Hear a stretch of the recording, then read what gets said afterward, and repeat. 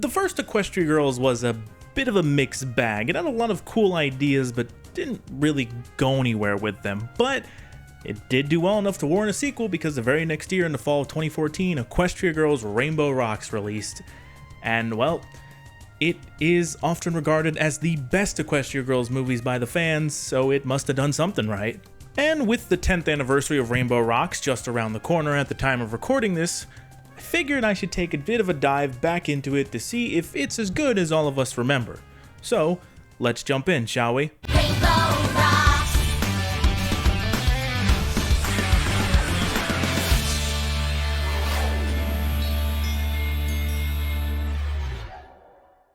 Right off the bat, the movie opens with a parallel shot from the first movie, with both opening on a shot of the moon and the stars. But Rainbow Rocks wastes no time introducing us to our antagonist this time around, as we're quickly introduced to the Dazzlings, consisting of Aria Blaze, Sonata Dusk, and their bad bitch of a leader, Adagio Dazzle.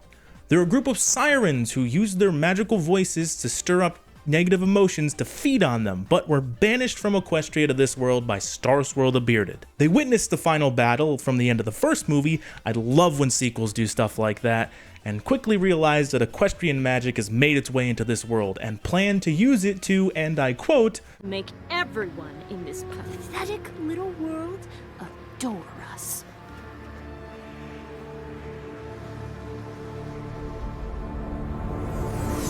Whoa, hey, whoa. Before we roll the opening credits, I think we should go over the prequel shorts that were released before the film came out. The first short, titled Music to My Ears, follows DJ Poem 3, nope, still can't do it. It follows Vinyl Scratch as she listens to her dubstep and goes about her day. It's kind of like a music video. I mean, it's not important to the plot of the movie or anything. I mean, she will be, technically, later on. We'll get to that. But this is more just more like a fan service thing, you know? The second short, titled Guitar Centered, follows Rainbow Dash and the gang as Dash is looking to get a new guitar since hers has... I'd seen better days. But her and Trixie reach for the same guitar, so in order to decide who gets it, they decide to have a shred off, and just as it looks like Rainbow Dash is about to lose, she all of a sudden ponies up and hits Trixie with a, I don't know, what would you call that? A sonic rock boom? I actually like the sound of that. We're gonna go with that, sonic rock boom, and wins the contest so she can get the guitar, but decides to choose the guitar that she won the competition with instead. Also probably because the one that they were fighting over cost $12,000.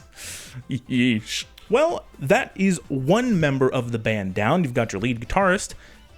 Now you just need a little bit of percussion. Thankfully, the third short, titled Hamstocalypse Now, that's a pun for something that I probably don't get, follows Fluttershy and Rarity as they're helping at the Animal Rescue Center cleaning the hamster enclosure. Fluttershy cleans the enclosure no problem, but Rarity ends up losing control over the hamsters, who start fighting amongst each other. That is, until Fluttershy's tambourine falls out of her bag and puts them in a trance. While playing the tambourine, Fluttershy ponies up, and well, who knew hamsters could be so sassy? Well, that's a little bit of percussion there, but you still need a drummer to keep the tempo. Well, it's a good thing that in Pinky on the One, Rainbow Dash is looking for a drummer for the Rain Booms, and also, Pinky likes to stim by tapping on things, kinda like a drum set. Get it? After a while, Dash has the bright idea of putting Pinky behind a drum set, and well, what do you know? She's a natural, and she ponies up. I'm starting to notice a pattern here, are you?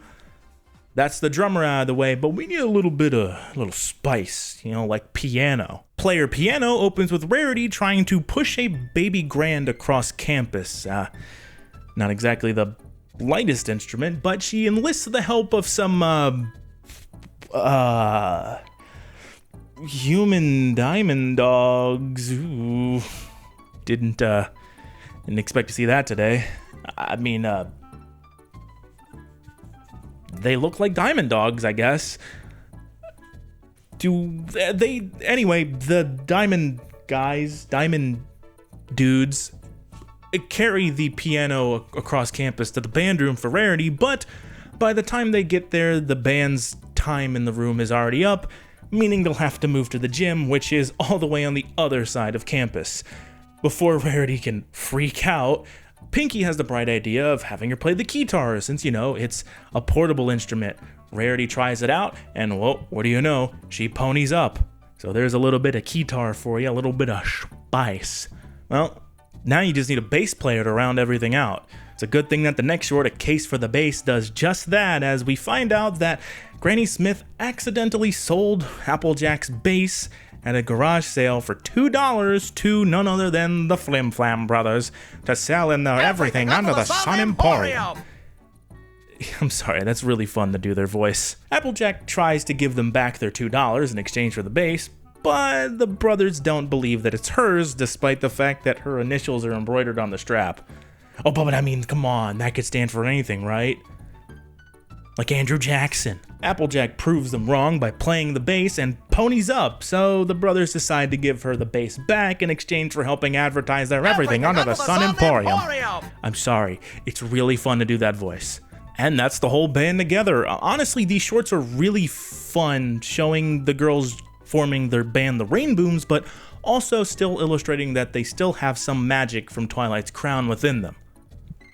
But before we get into the movie proper, there's one more thing that I want to talk about. And it's not a short, it's a music video that's also a prequel to the movie that is set to a song sung by Sunset Shimmer titled My Past Is Not Today. First thing first, this is a phenomenal song.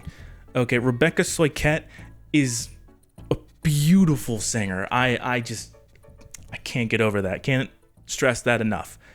Second of all, the message of the song is really powerful, showing that your past actions don't define you, and showing that Sunset Shimmer has grown as both a person and a friend.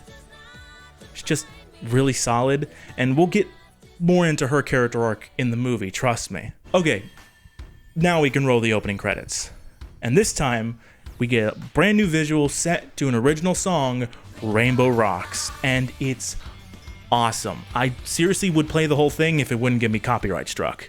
So Sunset Shimmer is still acclimating to her new life of friendship with the help of the CHS versions of the girls. The girls are getting ready to play in the Canterlot High musical showcase, and during the rehearsal we get our first song of the movie, Better Together, and it's a banger. There's no two ways about it. I don't suppose any of our friends from out of town might come? It being a special charity event and all. He's still looking for his horse girl princess. She's a horse, bro. You want to fuck a horse. Get over her. Sunset Shimmer's arc for this movie is coming to terms with what she did at the fall formal, while also trying to defy the expectations that the student body has of her because of it. So in order to help get ahead of the curve, Sunset decides to give a tour to the new girls at school, and well, shock and surprise, it's the Dazzlings. I love the Dazzlings dynamic, man. They're like the Three Stooges with how they act. And what you would have said if you weren't the worst. You are! You'll have to excuse them. They're idiots. Later at lunch, Sunset tries to tell the other girls that the new girls give her a weird vibe, but before she can explain, the Dazzlings burst in and give us our second song of the movie, Let's Have a Battle, and it's... Okay, so I'm not that big of a music theory buff, but do you mind if I try my best to go on a little bit of an amateur music theory rant here? Cool. So this song not only serves to establish the Dazzlings as a credible threat to the Rainbooms, but it also shows that they are an ever-present threat this time, unlike Sunset Shimmer in the first movie. Not saying she was bad, she just didn't feel threatening. The Dazzlings are automatically establishing themselves as a threat by putting all the student body under their spell, trying to start a battle of the bands. But from a musical standpoint, the ending of the chorus and the resolution is really where it stands, because instead of, they do this. Battle of the Bands. Instead of what I would expect as like, Battle of the Bands, go up and up. But they end up staying flat. They build this sort of tension and dissonance, and it's good, may not be the proper terms. Oh my god, and the key change when they get to the second chorus where they really have the student body under their spell is just... Mwah, chef's kiss. Okay, thank you for listening to my amateur music theory rant. I really hope I managed to convey why I think this song is good without making a complete ass out of myself. Let's get back to the plot. Sunset and the gang go to warn the principals about the Dazzlings, but it's too late as the Dazzlings have already gotten to them and put them under their spell. So just like that, the friendly musical showcase is now a battle of the bands. Interestingly enough, Sunset and the girls appear to be unaffected by the Dazzlings' magic, probably due to the magic within them from Twilight's crown. Speaking of which, the girls wish that Twilight was here to help them because she'd know what to do. And Sunset has the bright idea of getting in touch with her through a magical book given to her by Princess Celestia, where any message she writes appears in a corresponding book back in Equestria. And well, luckily enough, that very same book is getting delivered to Princess Twilight's library, allowing her to get the message that her Canterlot High friends need her. Twilight explains the background of the Sirens and how they were banished by Starsore the Bearded, and then, using some of her good old technobabble magical know-how, uses the magic from the book to reopen the portal. Twilight and Spike once again step through the portal to save the human world, and right off the bat it's made pretty clear that Twilight still doesn't fully trust Sunset Shimmer, which is, fair. She did steal your crown and turn into a raging she-demon and try to enslave an entire high school as to make her own personal army to invade your home, so pretty fair. Twilight fills in the girls on the Sirens and rationalizes that some of her crown's magic must have stayed behind when she left, and that they can use that magic to defeat the Sirens just like how they defeated Sunset Shimmer. No offense. None taken. I'm used to it. Using the magic of friendship goes, Friendship is magic!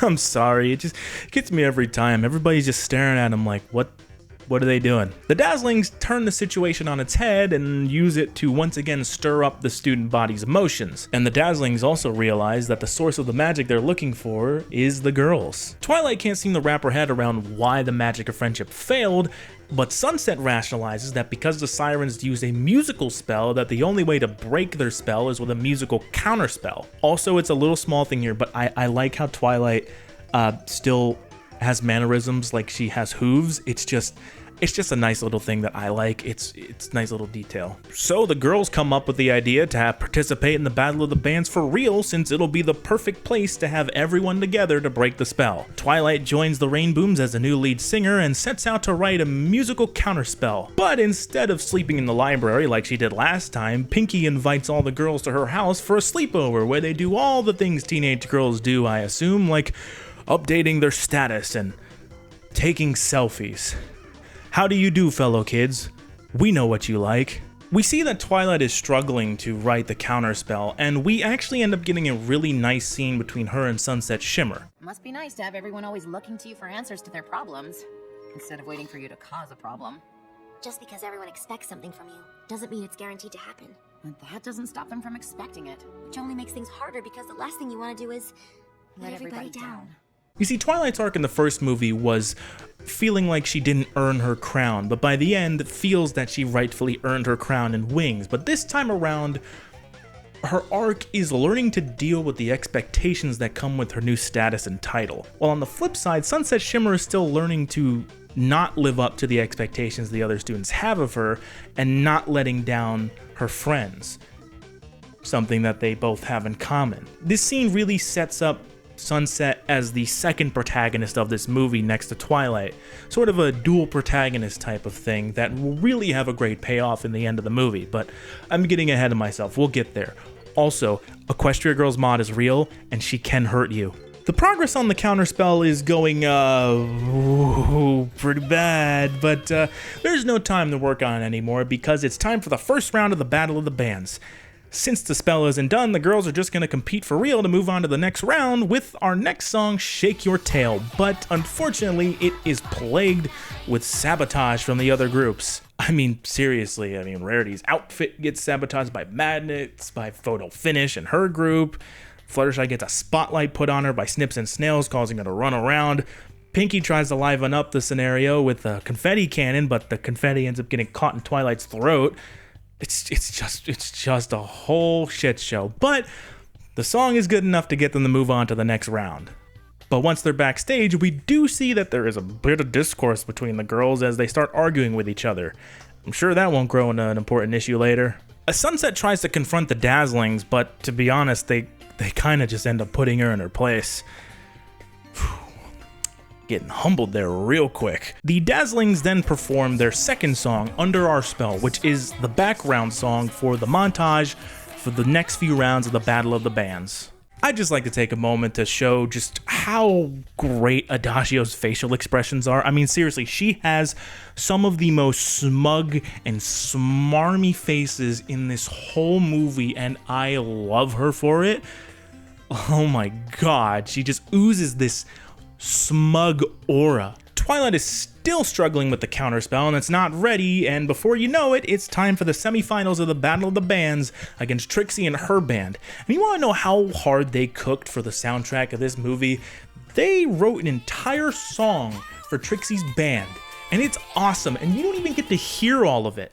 The next song up is Awesome As I Wanna Be, and it's awesome. There's no two ways around it. It's basically Rainbow Dash's character theme, and it's amazing. Unfortunately, we only get the first verse here because Dash decides to go overboard and almost reveals her magic, prompting Sunset to tackle her, ending the performance. Damn shame. It's a good thing the second verse is on the bonus features of the DVD release. The student body pretty much cheers her, being like, yeah, that's our bad girl that we know. Yeah, the Dazzlings then go even further to say that she did it in a fit of jealous rage, which Sunset vehemently denies, but the girls are kind of like, yeah, I mean, there were other things you could have done, you know, close the curtains, unplug her amp, turn off the lights, let them handle the situation. But, you know, she reacted. It's not her fault fully. I mean, it is her fault, but I understand where she was coming from. But thanks to the Dazzlings' influence, the Rainbooms move on to the finals, much to Trixie's anger. Yeah, I agree, Trixie was robbed. But the Dazzlings do gaslight Trixie and her band into trapping the Rainbooms under the amphitheater to take their spot in the finals.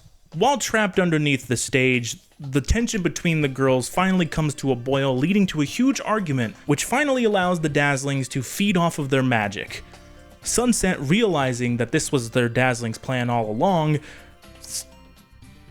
basically does this. Stop fighting! And gives the girls a really good pep talk.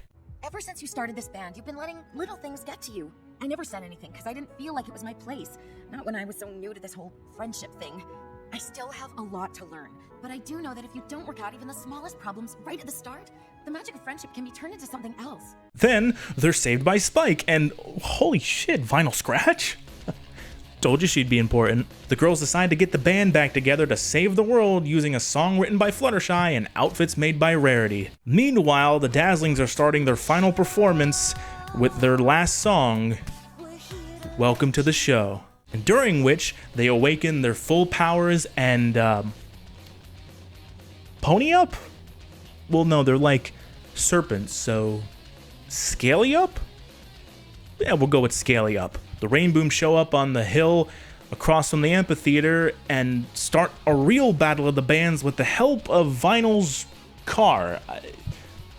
Yeah, it's no bass cannon, but it'll do. And the best way I can describe this sequence is, you ever see the Battle of the Band scene from Scott Pilgrim vs. the World? It's that in like the best way possible. The two bands go back and forth with their musical magic, and the girls pony up into new, beautiful glamrock toyetic forms. But the Dazzlings start to overpower them, and just as it looks like things are about to go south, Sunset Shimmer comes to the rescue with another great song. This is the moment where her arc comes full circle, and she realizes that everybody needs help, even princesses. God, I love this movie so much. And Sunset ponies up and adds her color to the rainbow, and it's such a good scene. And just like how Scott and Sexbabomb summoned a giant yeti to beat the Karianagi twins' double dragons, the Rainbooms use their power to summon a giant alicorn and blast the Dazzlings, shattering their amulets and leaving them as powerless teenage girls. Well, the day is saved, and Sunset is invited to join the Rainbooms, and Twilight returns to Equestria, but this time the portal is always open, so we can make as many sequels as we want. I mean, she can come back whenever she wants. Like I said earlier, Rainbow Rocks is typically considered to be the best Equestria Girls movie, and I can definitely see why.